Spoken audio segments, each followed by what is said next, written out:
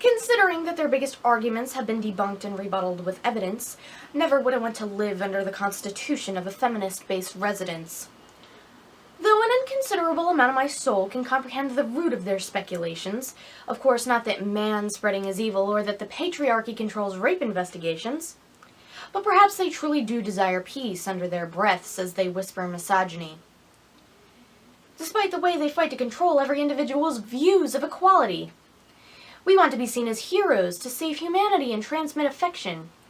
Realistically, however, we must research and make connections. It's not as simple as justice against evil or villains with damsels in distress.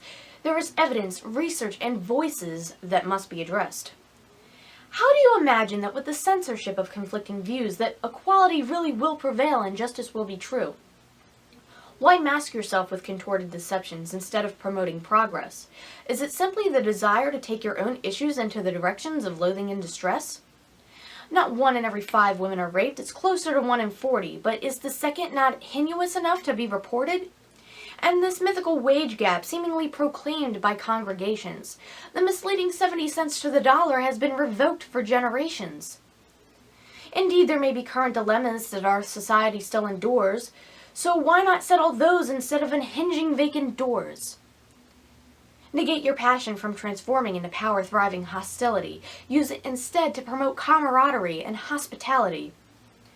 My message to you feminists is to take your ideas out of your own perspectives. Refresh your statistics and investigate before playing detective. Instead of declaring the bloodshed of those with opposing knowledge, learn to compromise with facts other than, "I've taken women's studies in college."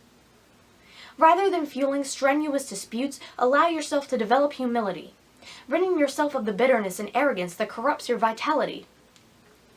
And if you have trouble understanding this explanation, but throw words around such as oppression and cultural appropriation, perhaps you should reevaluate your pretentious associations.